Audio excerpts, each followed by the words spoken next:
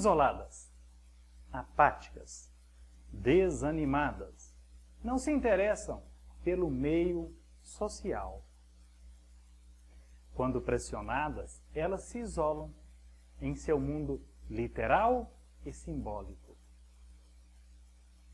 São empáticas, porém não demonstram.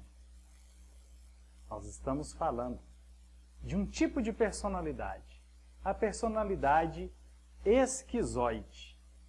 Vocês vão observar que, embora existem outras personalidades, como, por exemplo, a esquizofrenia, ou até mesmo uma pessoa com transtorno do espectro autista, que gostam de se isolar, o esquizoide, ele, embora se isole, ele prefira viver ali no seu mundo, longe dos outros, ele possui empatia. Nós vamos conhecer como são formada essa personalidade na pessoa, quais são as características e como é o manejo clínico com esse cliente. Para isso, nós trouxemos a psicanalista clínica Nara Cristina, que estará fazendo esse estudo conosco. Sejam todos bem-vindos ao Terapia em Foco.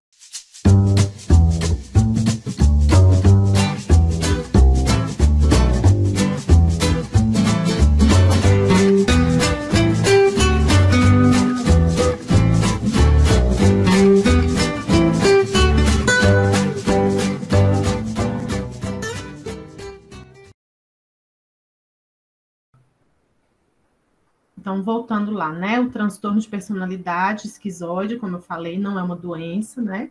É caracterizado, como eu disse, por esse distanciamento, né? Por esse pouco ou nenhum prazer em realização de atividades, mesmo quando a pessoa está sozinha.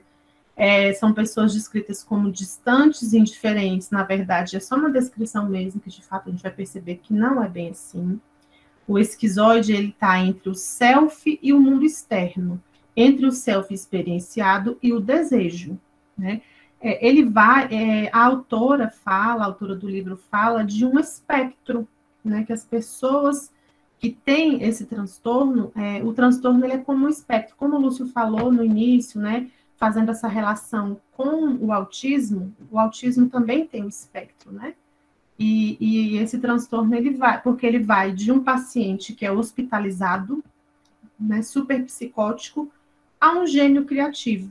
Então, eu penso que, como os autistas, nenhum esquizoide é igual ao outro, porque vem a questão da subjetividade, do contexto em que a pessoa vive, e nós vamos percebendo aí ao longo, né, essa questão do espectro. Quais são os critérios para o diagnóstico desse transtorno? A autora ela não cita desse jeitinho, não. Eu fui buscar em outras fontes, em um vídeo do YouTube de uma mestre em psiquiatria. Ele está no DSM também, apesar de não ser considerado uma doença, ele está lá no Código das Doenças, né? Está no DSM.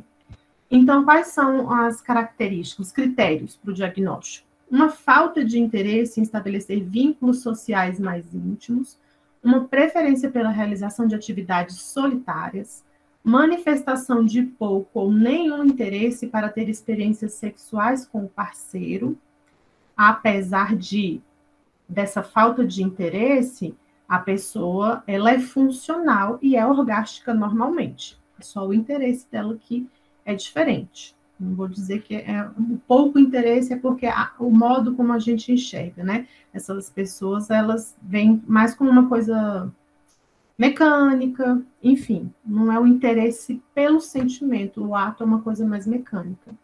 Existe uma falta de prazer para realizar atividades de um modo geral, né? A pessoa não tem amigos íntimos ou confidentes, a não ser os parentes em primeiro grau. Uma indiferença quando recebe elogios ou críticas, ela é completamente indiferente. Ela é apática, inabalável. Uma demonstração de frieza e distanciamento emocional.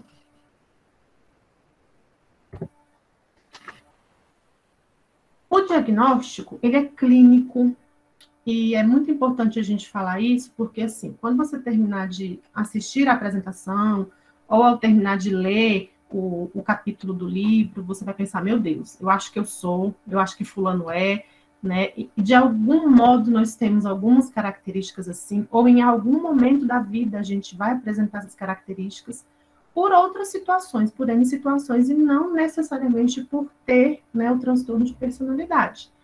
Então, esse diagnóstico ele é clínico, ele exige testes, né, exige que o profissional tenha muito conhecimento, porque, como o Lúcio falou no início, ele pode ser confundido com outros tipos de transtornos, com outros tipos de doenças, inclusive.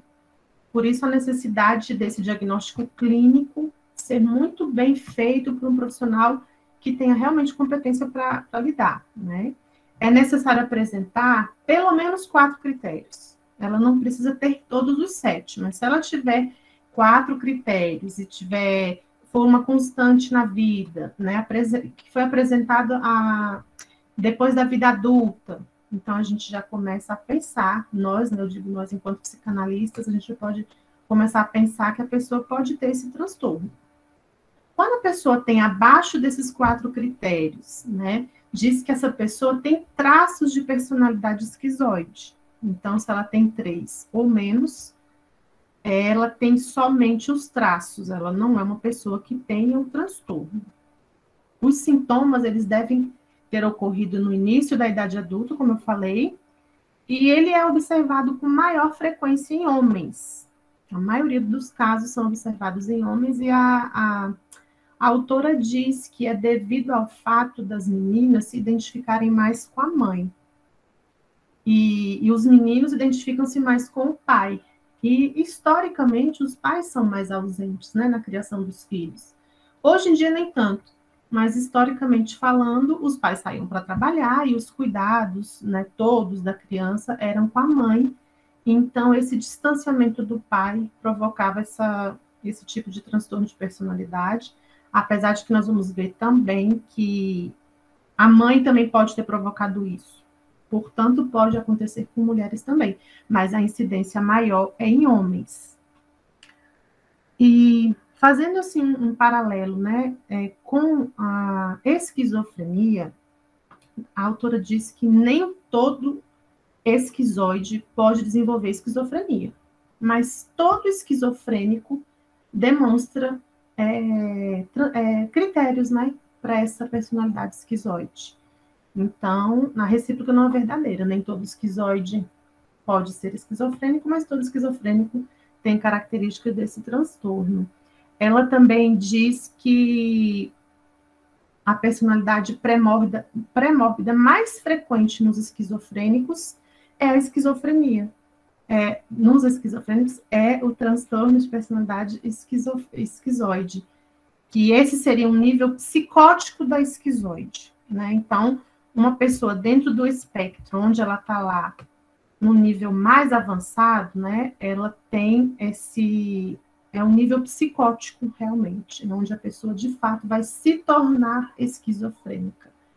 E a gente fala se tornar esquizofrênico também porque é uma doença que ela é biológica, né, mas ela vem se apresentar também na vida adulta. A criança pode ter algumas características desde a infância, mas que a gente pode, né, elencar inúmeras doenças e transtornos que a criança pode ter, e eles precisam ser todos descartados para a gente chegar ao diagnóstico de personalidade esquizoide. Então, pode ser confundido com autismo, né? Ali na adolescência e na vida adulta pode ser confundido com narcisismo. Então, a gente precisa ficar muito atento aos critérios e saber, né, o que diferencia. A gente vai ver mais à frente um pouquinho isso que eu estou falando. E a pessoa que tem a personalidade esquizoide, ela atrai e é atraída por pessoas histéricas. Exatamente aquela questão dos opostos se atraem. E a pessoa histérica, ela geralmente é um dependente emocional. E ela vai se relacionar com o esquizoide. É como se fosse uma busca de uma compensação, porque essa criança na infância, ela teve um pai ausente, um pai frio, ou uma mãe também, né? A gente tem que colocar a mãe também.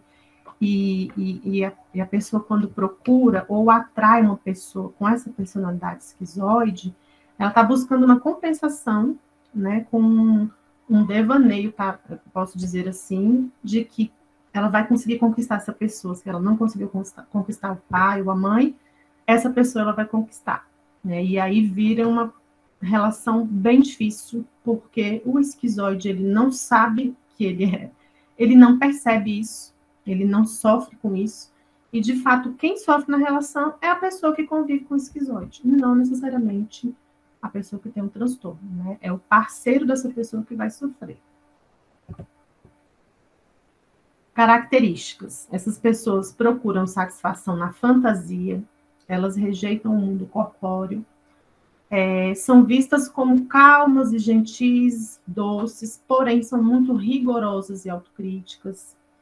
São pessoas com baixa vitalidade, desanimadas, com falta de energia e de iniciativa. E assim, você vai convivendo com uma pessoa, você percebe tudo isso, mas você não... Quem não é da área nunca vai dizer, eu acho que ele tem essa pessoa tem uma personalidade esquizoide.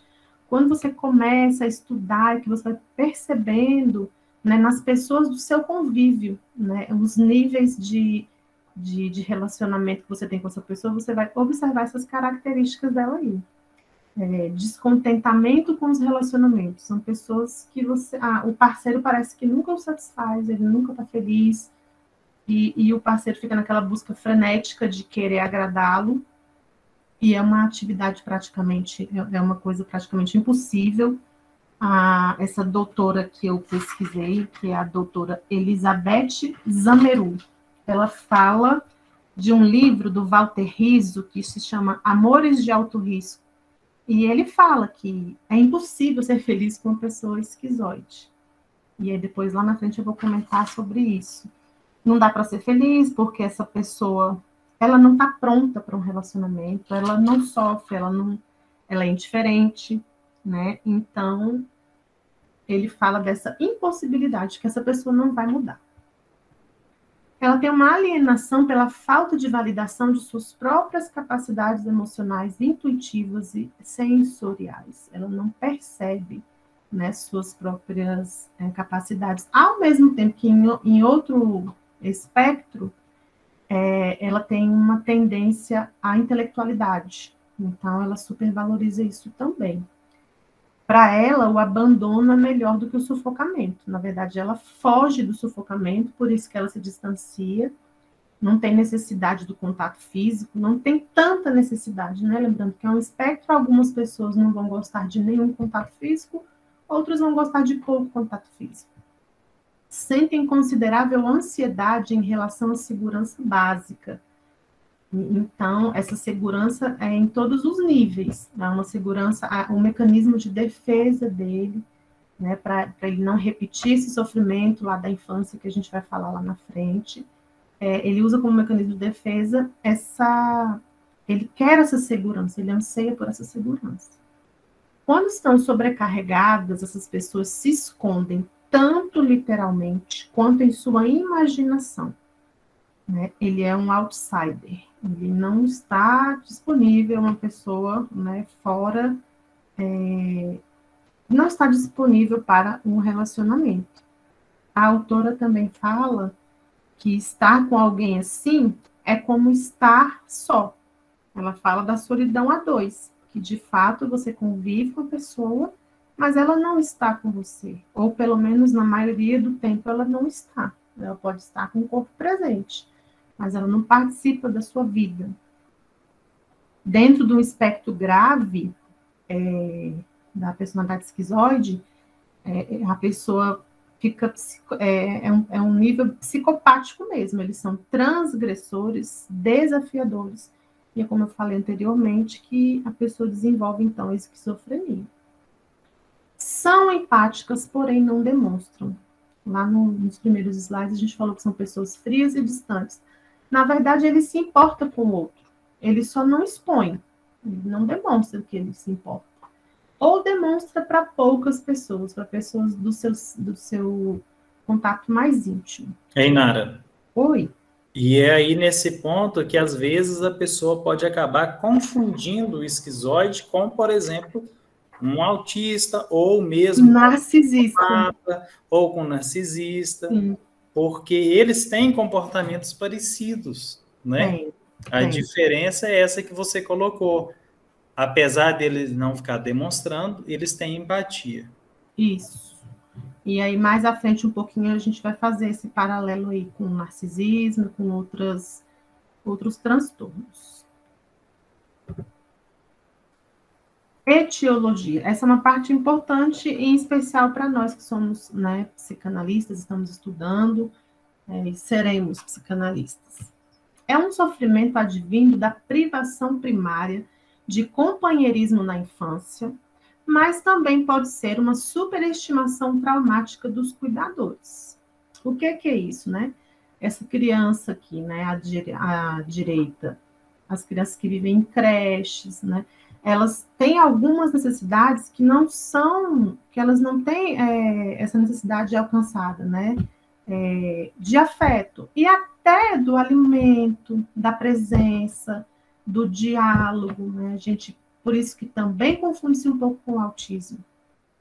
Porque essa criança da creche, por exemplo, mesmo que não seja de creche, uma criança que está em casa com a família, mas a mãe e o pai trabalham ou estudam, e essa criança fica ali por conta de um celular, de uma televisão, de um joguinho no computador, e aí ela não tem essa necessidade dela, como é que se diz, gente? Não consegue, né, dar para ela essa necessidade. Então, por ter sido cuidado por pessoas emocionalmente insensíveis, neste caso, né, a criança que o pai ou a mãe é distante, é negligente, não atende ali a necessidade da criança de alimento, ou de uma criança, ela chora quando ela quer alguma coisa, mas ela não consegue expressar tudo que ela quer. Esse distanciamento durante a infância pode contribuir para a etiologia do transtorno. E alimenta na criança uma sensação de que as relações interpessoais não são gratificantes. Então, por isso que ela cria um mecanismo de defesa. Ela acaba... isso vai se tornando tão natural na vida dela que ela se torna essa pessoa distante, fria, que prefere o isolamento. A Melanie Klein, ela vai trazer... Deixa eu só ver se no outro slide eu falo. A Melanie Klein, ela traz aí para a gente que estuda psicanálise, né, a posição esquizoparanoide do seio bom e do seio mau. E é nesse momento que a criança pode desenvolver esse transtorno. E as mães desse tipo de criança, elas rejeitavam a dependência natural dos bebês. Por exemplo, né, elas não eram tão reativas à tristeza da criança, ou ao choro, ou ao contato físico, né? As mães que tiveram depressão pós-parto, elas podem, né, ter tido esse distanciamento por algum momento, mas fica tudo no inconsciente da criança. Então, isso acontece devido a essa ausência, né? Essa não validação desse sentimento da criança. Aí a criança cria uma autossuficiência defensiva, né, devido a essa privação primária desses cuidadores dela, né, no caso o pai ou a mãe, ou quem está cuidando ali. E por outro lado, que é o oposto, a parentalidade incisiva ou superinvestida, superenvolvida, que é a mãe sufocante, né, de Winnicott. A mãe que super protege, a mãe que põe a criança dentro de uma bolha e não dá autonomia. Isso também pode gerar esse transtorno de personalidade esquizoide. Então, lembrando muito de Jung, né, a questão de você encontrar o equilíbrio. Eu acho que desde que eu entrei no curso de psicanálise, essa palavra faz muito sentido em tudo, né? E se a gente for para pensar, de fato é isso. Nem pode superproteger e nem pode abandonar. E aí, falando em abandono, a gente precisa ficar muito atento também, porque, como a gente já sabe, as pessoas elas reagem de maneiras diferentes ao que elas tiveram na infância. Algumas pessoas lidam muito bem, outras não. Outras vão descobrir os traumas lá, quando vira adulto, de repente teve uma vida inteira normal, trabalhou, estudou, e quando vira adulto encontra esse vazio aí, e a gente vai perceber que todas as questões estão lá na infância. E eu estava ouvindo um podcast esses dias da Ana Sui, eu recomendo muito que quem tiver acesso, quem tiver Instagram, a maioria das pessoas tem. Ana Sui é uma psicanalista, acho que de Minas, se eu não me engano. E ela falou da questão do abandono, né? Que eu fiquei muito reflexiva em relação a isso. O abandono, ela disse que o abandono só é abandono se a pessoa que abandonou, de fato, pertencia ao abandonado. Difícil, né? Por exemplo, uma criança que acha que foi abandonada pelo pai, lá na infância. Ela só foi abandonada de fato se o pai foi pai no momento em que a criança nasceu. Porque muitas vezes o pai ele se torna pai não necessariamente no momento do nascimento da criança. Tem pai que se torna pai quando adulto, né? Ele não tinha formação suficiente, ele não tinha maturação, maturidade suficiente para ser pai naquele momento. Então, ele não abandonou aquela criança. E essa é uma distinção importantíssima para quem está fazendo análise, para quem vai ser psicanalista, porque você levar o paciente a perceber esse abandono como não abandono faz muita diferença. Ah, então meu pai não me abandonou, porque ele não era meu pai, ele virou meu pai de repente, depois que eu virei adulto, ou em algum momento da vida dele, ele percebeu, eu fui pai. A mesma coisa a mãe. Muitas mães engravidam, né, gravidez que não são desejadas, e aí naquele momento a mãe não se tornou mãe, então ela não abandonou. Eu achei fenomenal essa fala dela, e até vou pesquisar mais sobre isso, porque isso faz muita diferença na vida. Né? Então, uma questão do transtorno de personalidade esquizoide é a questão do abandono. Mas aí é uma ferramenta que a gente vai utilizar enquanto psicanalistas, porque se a gente, por acaso, tiver um paciente com transtorno de personalidade esquizoide, porque eles não procuram terapia, eles não têm problema, eles não acham que tem que fazer terapia, eles não acham que tem problema, para eles tudo é normal, né? Talvez ele vá em busca de uma terapia por qualquer outro motivo, não necessariamente por causa do transtorno. E a gente percebendo que é isso, a gente levar esse paciente a compreender todo o processo da vida dele, né?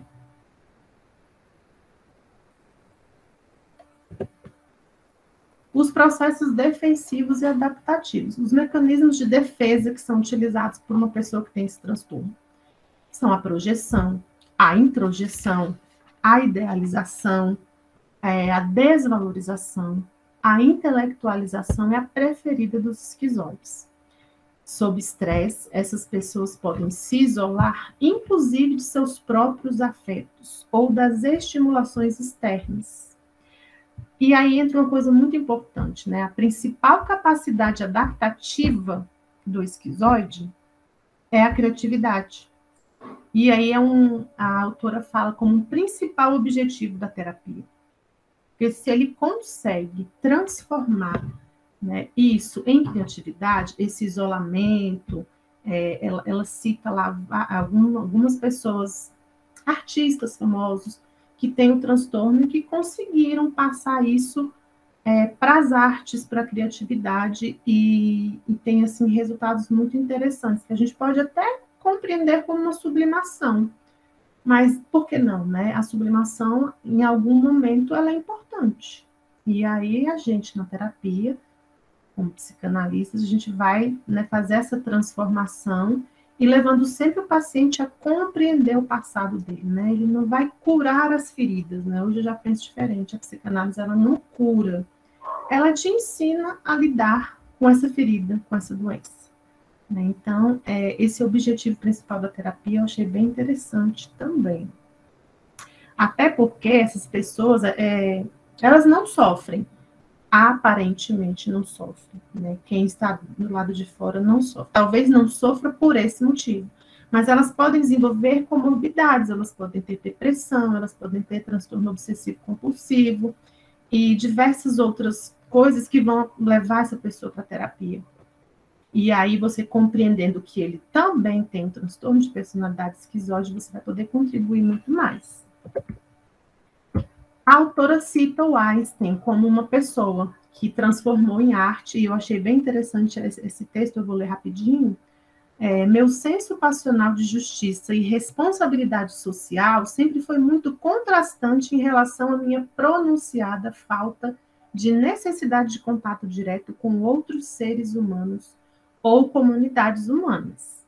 Eu sou realmente um viajante solitário e nunca pertenci de todo o meu coração ao meu país, ao meu lar, meus amigos ou mesmo minha família imediata. Diante de todas essas amarras, nunca perdi um senso de distância e uma necessidade de solidão. Então, assim, é um gênio, né, Albert Einstein, e que tinha um transtorno de personalidade e é um exemplo dessa transformação em arte, né? E também a questão da gente perceber o espectro, onde eu falei que ele pode ser de um paciente hospitalizado psicótico a um paciente que é um gênio, né? Que é uma pessoa excêntrica, mas que é genial.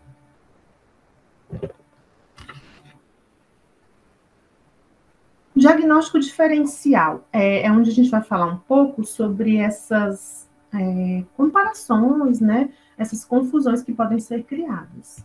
O transtorno de personalidade esquizoide não é esquizofrenia. Os esquizoides, eles não têm alterações cognitivas ou perceptivas. Por exemplo, eles não têm paranoia, alucinações. Isso está ausente em quem tem o transtorno e é muito decisivo no diagnóstico. Né? Se a pessoa não apresenta paranoias, alucinações, visões, né? Ela não é esquizofrênica, ela só tem um transtorno de personalidade esquizoide, o que pode ou não levá-lo à esquizofrenia. Né? Apesar de o transtorno de personalidade esquizoide, ele é o tipo de personalidade pré-mórbida mais frequente naqueles que se tornam esquizofrênicos. Mas a etiologia da esquizofrenia, ela é biológica, e a do transtorno de personalidade, ela é mais social, né? Tem a ver mais com os relacionamentos na infância, né? Um contexto social que a criança viveu. E a esquizofrenia não, tem um fator biológico. Não está no espectro do autismo. Por quê? O comprometimento social e comportamentos ou interesses estereotipados são menos proeminentes em pacientes com transtorno de personalidade esquizoide. A autora até fala que para chegar ao diagnóstico do transtorno de personalidade esquizoide, nós temos que descartar, então, a esquizofrenia, descartar o autismo, descartar, inclusive, a personalidade esquiva, porque o isolamento social da personalidade esquizoide é devido ao distanciamento generalizado e desinteresse geral pelos relacionamentos sociais, enquanto que na personalidade esquiva, isso ocorre por meio de se sentir constrangido ou rejeitado. A pessoa não, o esquizoide ele não tem esse sentimento, né, de ficar constrangido ou rejeitado, porque ele é aquela pessoa distante, fria, isso não a incomoda.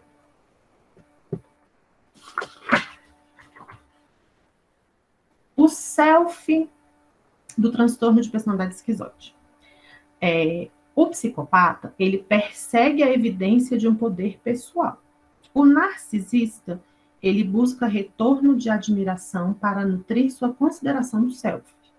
E o esquizoide, ele quer a confirmação de sua originalidade e de suas sensibilidades genuínas e únicas. Então, isso que difere o self dos esquizoides para os psicopatas narcisistas esquizoides. Ou seja, nós temos que dominar, né, esses estudos de psicopatia, de narcisismo, todos os tipos de transtorno para a gente poder conseguir chegar a um diagnóstico que faça diferença na vida do nosso cliente ou paciente. Porque um diagnóstico errado, a gente avalia para diagnosticar. Se o diagnóstico é errado, a intervenção vai ser errada. E aí a gente vai chegar ali na frente, né, para ver como é que a gente lida com esse paciente, cliente que tem um esquizoide. Padrões relacionais. Conflito relacional, isolamento e distância. Esquizoides desejam privacidade o tempo todo. Corre o risco de se perder ou perder seu objeto. Ele fica tão distante da pessoa, ele fica tão distante, muitas vezes, de si mesmo. que ele corre o risco de se perder na relação, né, e de perder o objeto dele de desejo, que é né, não sei se eu posso dizer isso, na verdade, né, mas de fato ele procura se relacionar por algum motivo. Eu creio que lá na frente tem um slide que fala sobre isso, né? Por que que ele procura um relacionamento? Se ele é frio, se ele é distante, se ele não tem necessidade de afeto, por que que ele procura? Como eu disse anteriormente, são pessoas sexualmente apáticas, mas são funcionais e orgásticas. Distantes e mecânicas no ato, pois evitam um enredamento, né? Elas não querem ser aprisionadas no relacionamento. Então, é uma necessidade quase que fisiológica mesmo, o ato sexual, e não tem muito sentimento para não ter esse enredamento. A gênese na posição esquizoparanoide de Melanie Klein. A gente teria que fazer, né, é um estudo realmente para falar dessa posição esquizoparanoide, que eu falei inicialmente, do seio bom, seio mal, né? E o esquizoide também faz o outro se sentir rejeitado. E aí, essa doutora Elizabeth Zameru, ela trouxe algumas premissas do esquizoide. A primeira, ela diz o seguinte, que o esquizoide pensa assim, minha autonomia não é negociável. Então, ele não abre mão da autonomia dele em função de ninguém. Ele tem uma tendência ao desapego. Ele não quer se apegar a ninguém. Os outros, para ele, são invasores e controladores. Então, quanto menos envolvimento, menos vão invadir e controlar a vida dele. A segunda premissa é um analfabetismo emocional, que aqui gera um pouco de controvérsia, porque dentro do espectro pode ser mais e pode ser menos, mas de um modo geral, são pessoas que não têm sensibilidade. Na verdade, outros textos e outros vídeos que eu assisti, tem a referência lá no final, existe muita controvérsia em relação a isso, mas a gente colocando de um modo geral, né, são analfabetos emocionais. A terceira premissa é que eles têm uma autossuficiência afetiva. Eles não necessitam de afeto. Na verdade, eu acho que eles não sabem lidar com isso. Eles preferem não necessitar. É porque todo mundo necessita.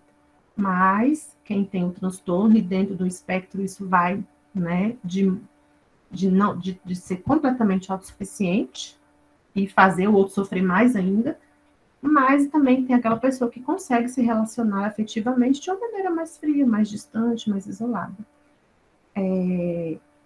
Isso é o oposto do dependente emocional, essa escritora fala, essa doutora, né? Porque o dependente emocional, ele quer afeto, ele quer carinho, e é aí onde tem um problema, que geralmente eles se atraem, né? A pessoa que é dependente emocional, ela atrai, é atraída pelo esquizoide e vice-versa, e aí gera um relacionamento bem complicado, e é onde ela fala, né, como é repetido o Walter Rizzo, que é impossível continuar num relacionamento como esse, porque essa pessoa não vai mudar, porque ela não sofre, então ela não acha que tem que mudar, ela não acha que tem que fazer terapia, não tem nada de errado com ela.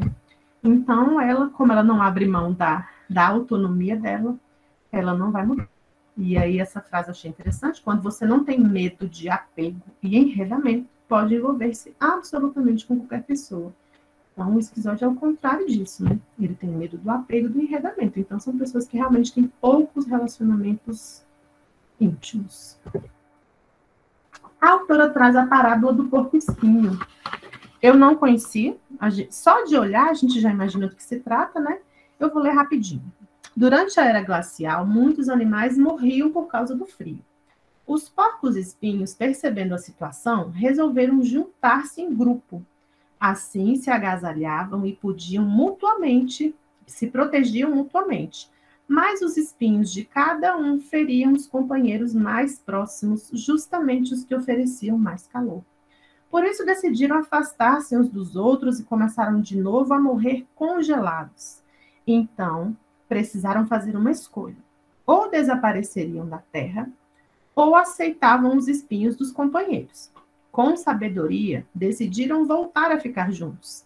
Aprenderam assim a conviver com as pequenas feridas que a relação muito próxima podia causar, já que o mais importante era o calor do outro. E dessa forma sobreviveram. Então, o melhor relacionamento não é aquele que une pessoas perfeitas, mas aquele no qual cada um aprende a conviver com os defeitos do outro e admirar suas qualidades. Eu creio que essa frase define também um dos objetivos, né, do tratamento do esquizoide dentro da terapia, que é a pessoa aprender a conviver com o outro, é claro que devido às suas proporções, né, que tanto de espinho é esse que me machuca, né? Então, a relação mútua aí, mas que o objetivo seria esse, a gente aprender a conviver com os defeitos do outro e buscar as qualidades. O manejo clínico, que é uma parte importantíssima que refere ao nosso trabalho. A autora fala que nós temos que ter consideração e respeito às metas do cliente. O que é isso? Elas têm que ficar muito claras. De repente, a pessoa que procura, a pessoa que é esquizoide, a meta dela é encontrar uma pessoa, porque ela não consegue se relacionar, ela não consegue se aproximar de ninguém. Então, a gente tem que ter muito bem clara essa meta para a gente não criar metas que não são dele, porque isso vai fazer ele se afastar. Esse distanciamento seguro entre o analisando e o analista, ela relata até uma questão física. Dentro do setting terapêutico, ela diz que tem relatos de paciente, é um estudo de caso, em que ela afastava a cadeira para ficar mais distante do divã.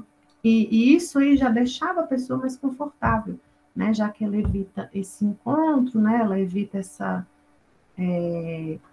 aproximação, até isso é importante. Então, esse distanciamento, tanto físico quanto da relação. Compreender e não julgar os silêncios, até que o ambiente se torne seguro. Ela relata também estudos de caso onde pacientes que ficavam em silêncio várias sessões até conseguir se abrir. E um deles até mandou um e-mail depois para o analista, dizendo que tinha muita vontade de falar, mas que tinha muito medo, que doía muito falar. E aí, então, durante as primeiras sessões, havia um silêncio que o terapeuta tem que respeitar, não forçar, né, para poder conseguir ter esse retorno do paciente. Evitar julgamentos e interpretações precipitadas. Ela fala da entrevista inicial, né, dos pequenos insights que ele for trazendo, que é para ficar muito atento e não colocar palavras na boca dele, né? De fato, isso a gente já faz enquanto psicanalistas, mas que com esquizoides tem que ser levado mais em consideração, porque uma interpretação precipitada pode fazer com que esse paciente não volte mais, né? Evitar o desdém ou o escárnio, isso aí eu creio que seja para todos os tipos de paciente, não só para os esquizoides, né? Nós temos que ser muito imparciais, e por isso a importância da gente estar de fazer a nossa terapia, né? De ter um supervisor, porque quando você se desfaz, né, das suas crenças, dos seus valores, você tem que ser muito imparcial, tem que ser muito frio. Ela até fala, não sei se na frente eu vou falar, que as pessoas esquizoides, elas têm uma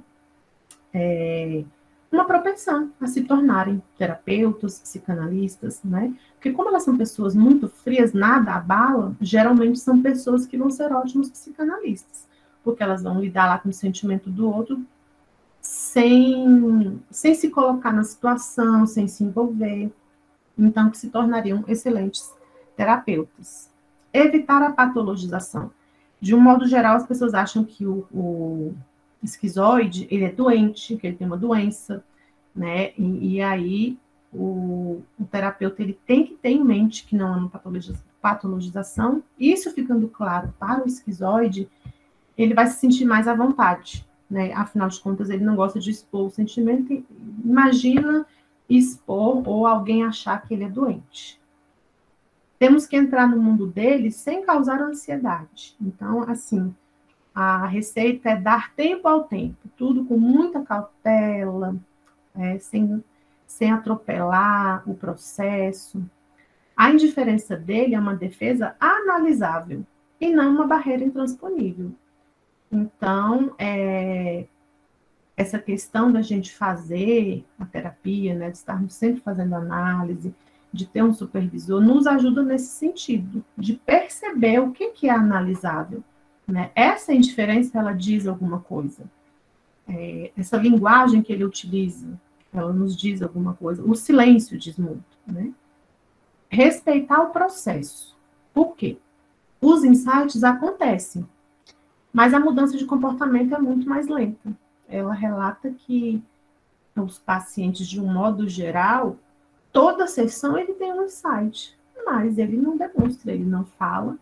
E ela diz que alguns, depois é que mandavam e-mails para ela dizendo, né, o que eles tinham percebido, o que tinha acontecido, mas ele não quer expor.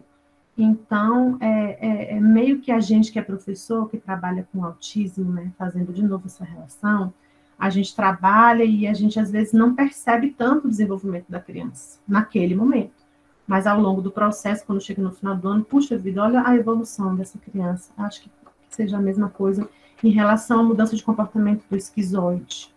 Porque os insights acontecem, mas não são percebidos. Na verdade, ele até esconde os insights, né? Ser autêntico é basilar para o tratamento, porque diz que o esquizoide ele é um radar para a falsidade. Então, ser autêntico já é uma premissa de quem é psicanalista, né? Trabalhar com a verdade. Mas com eles isso é basilar. Sem essa questão da autenticidade, não vai existir a terapia. Então, são coisas que são necessárias no manejo clínico, tem muitas outras coisas. Vale muito a pena a gente pesquisar bastante, porque são pacientes com muitas especificidades, então a gente tem que estar muito atento. Tá. Aí um paralelo que ela traz também no livro entre personalidade esquizoide e personalidade obsessivo-compulsiva. Obsessivos são totalmente sociáveis e se preocupam muito com respeito e aprovação de seus pares e com sua reputação na comunidade, contrastando com os esquizoides. Os esquizoides negam ou isolam seus sentimentos, eles identificam os sentimentos, porém evitam expressá-los. Então, vale a pena dar uma estudada aí, a gente, né, se aprofundar nessa questão da personalidade obsessivo-compulsiva. Eu acho que é isso, gente. Aqui são as referências, material que eu utilizei, o livro, e fui buscando outras fontes, outras coisas. E agora a gente vai conversar um pouco, não sei se passou muito tempo, mas agora dá para a gente conversar um pouquinho. Maravilha, Nara. Parabéns, foi excelente, né? Você soube ser assim, bem dinâmica com o assunto, bem clara. Tenho certeza que todos nós aqui aprendemos assim sobre essa personalidade, que é muito importante a gente conhecer, inclusive, para aprender a diferenciar daquelas outras, né? E agora, pessoal, fiquem à vontade para perguntar o que vocês ficaram com dúvidas, tá? Olha pessoal, só, na verdade, bem rapidinho, viu, Lúcio? Quando eu assisti apresentações e você perguntava, né, gente, alguma dúvida? É de fato muito complexo. Quem está começando agora vai perceber a complexidade. E até falando um pouco da minha formação, né? Eu precisei passar por um processo de análise e que mexeu muito comigo. Então, eu não estava pronta para fazer nenhum estágio. Talvez agora eu esteja, né? Cada um tem seu tempo. E eu percebi isso, meu Deus, eu percebi muitos conflitos internos. E como é que eu ia, mesmo estagiando, com esses conflitos todos? Então, essa falta de pergunta também pode ser que seja, né, por ser um assunto complexo. E, gente, vamos estudar. Tem 2 anos que eu leio diariamente sobre psicanálise. Eu consumo psicanálise diariamente. Por prazer até, né? Mas vale muito a pena estudar. Sim. Quando a gente começa o estágio, as perguntas aparecem, né? Então, o estágio é muito bom por causa disso. Esse livro, Nara, está me falhando agora o nome do livro. Tá lá, deixa eu olhar aqui rapidinho. Diagnóstico psicanalítico, entendendo a estrutura da personalidade no processo clínico, da Nancy McWilliams. Pronto. Eu Eu pedi a nossa secretária para colocar ela na Biblioteca Âmago. Vocês podem dar uma olhadinha, provavelmente está lá, viu? E na biblioteca tem muitos livros que vocês podem estar estudando para aprofundar. YouTube, muito vídeo. Sim. Então, assim, é só querer e pesquisar que vocês vão encontrar muito, tá? Não se desespere também, né? É um passo de cada vez, né, Nara? Sim, com certeza. Uhum. Tem uma garota aqui, a Glaze, falou que lembrou do filme No Coração da Loucura, de Nilce da Silveira. Ela traz essa relação, inclusive, Glaze, esse filme é baseado na pesquisa dela com relação a Jung, né, Carl Gustav Jung, Sim. E ela trabalha com eles, além da arte, a mandalas, né? É muito interessante. Obrigado a todos vocês, obrigado, Nara. Fiquem com Deus, bom descanso e até sexta-feira. Tchau para vocês. Obrigada, boa noite. Tchau, tchau. Bye.